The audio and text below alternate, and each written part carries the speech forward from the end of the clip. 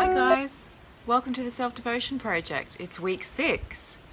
But before we go into what week 6 is going to be about, let's have a look at week 5, which was colouring in week. So how did I find it? I found it really relaxing. It gave me time to be mindful every day. It was creative. It was fun. It was just such a nice time to get away from regular activities and take yourself back to childhood a little bit too, let's be honest. I mean, we all coloured in when we were kids. So yeah, I really enjoyed it. I really enjoyed it. How do I rate it for relaxation and for de-stressing? I'd probably rate it like an 8 out of 10. So whereas breathing was 10 out of 10, you all know I absolutely love the deep breathing week, I would say colouring in, it's still quite up there. It's quite up there. As an activity for mindfulness, I would probably rate it, the camera nearly fell over.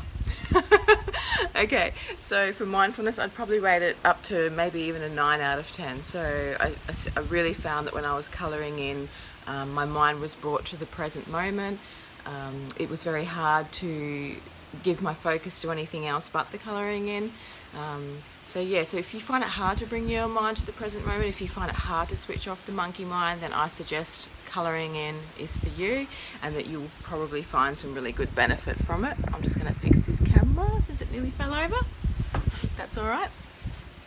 Okay, so week 6, we are going to do some reading.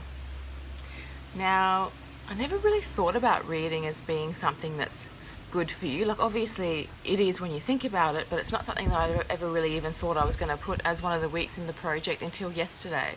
So I got home from a really exciting, really amazing day at a Food Matters event. I don't know if some of you know what Food Matters is or not, but it's basically a husband and wife team who went and created 2 amazing documentaries about the importance of food as medicine. I watched their films when they first came out, probably nearly at least 5 years ago now, and they're just incredible. They just open your eyes to the world of nutrition and what's really going on with our bodies.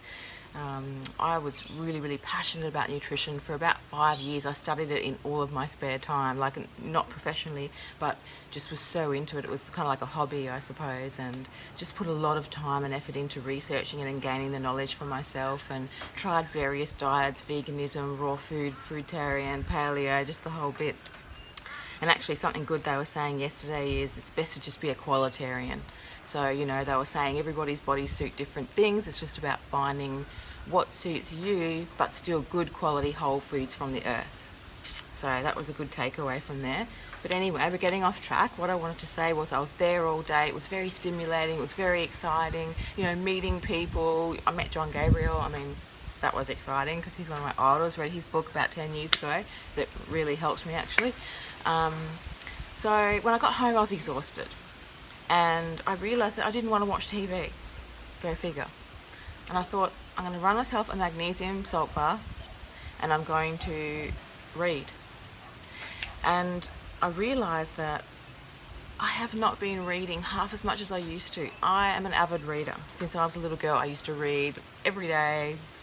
I could read 2 books in a day. I'm a quick reader and I love it. And I thought, I have not been reading every day. I've been reading Facebook posts, I've been reading articles online, but I haven't been reading books, full books, or even magazines. I used to love all those gossip magazines. I kind of got over them, but I don't read. And I miss it because it's something that I love. And then I thought, I wonder if reading is actually good for you. Like, on a mental health level even, or just on any level. So I actually looked it up.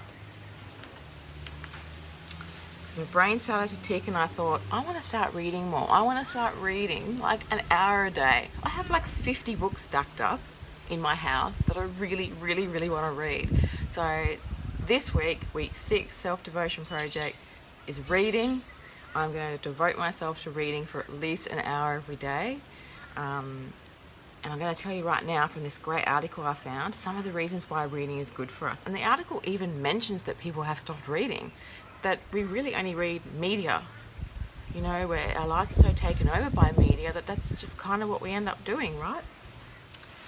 Okay, so I'm going to read to you some of the 10 reasons that I found in this article that reading is good for you. So the first one is mental stimulation. Studies have shown that staying mentally stimulated can slow the progress of or even prevent Alzheimer's and dementia, since keeping your brain active and engaged prevents it from losing power. Just like any other muscle in the body, the brain requires exercise to keep it strong and healthy. So the phrase use it or lose it is particularly apt when it comes to your mind. Doing puzzles and playing games such as chess have also been found to be helpful with cognitive stimulation. Puzzles, that could be another week. Second reason, stress reduction. No matter how much stress you have at work, in your personal relationships, or countless other issues faced in daily life, it all just slips away when you lose yourself in a great story. A well-written novel can transport you to other realms, while an engaging article will distract you and keep you in the present moment, letting tensions drain away and allowing you to relax. How good is that? And you get the entertainment of the book too. I'm not going to read through all of them, but I'll tell you what they are. So the third one is knowledge. Fourth one is vocabulary expansion, so that's learning more words. 5, memory improvement. We could all use a bit of that. Number 6, stronger analytical thinking skills. Number 7, improved focus and concentration. Number 8, better writing skills, if you fancy yourself a bit of a writer. Number 9 is tranquility. We need that, don't we? So in addition to the relaxation that accompanies reading a good book, it's possible that the subject you read about can also bring immense inner peace and tranquility. So reading spiritual texts can lower blood pressure and bring about immense sense of calm, while reading self-help books also has been shown to help people suffering from certain mood disorders and mild mental illness. And number 10, free entertainment, as I said before. Yeah, so you're getting entertainment too. It's kind of like, instead of watching a movie, you're still getting a good story, but gonna lose the camera. So you're still getting a good story there, but you're kind of using your imagination to visualize what the characters might look like, what the scenery may look like, that kind of thing. So it's actually using your brain at a much higher level than just watching a movie on TV. So there's some of the reasons that reading is good for you. Now the number one there, of course, that I would consider is the stress reduction and the tranquility. And that's because a big part of what I'm passionate about is helping people to de-stress, because stress is such a major contributor in every mental illness that there is, right? And even at the Food Matters event yesterday, it was about nutrition and food as medicine. However, stress was a topic that was talked about by every single speaker that got up. Every single speaker noted how the emotions and stress play into illness, whether it's physical or emotional, it doesn't matter. Mind and body are connected. So that's something that we need to keep in mind. So this week, guys, reading, week 6, it's going to be great. I love reading. I have so many books there to read and I can't wait to get into the first one.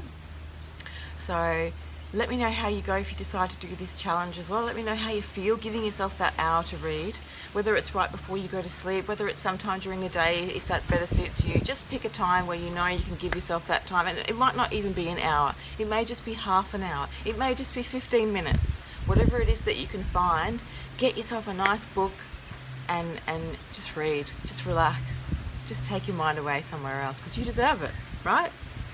Thanks for watching, guys, and have a beautiful, light-filled, amazing, vibrant week.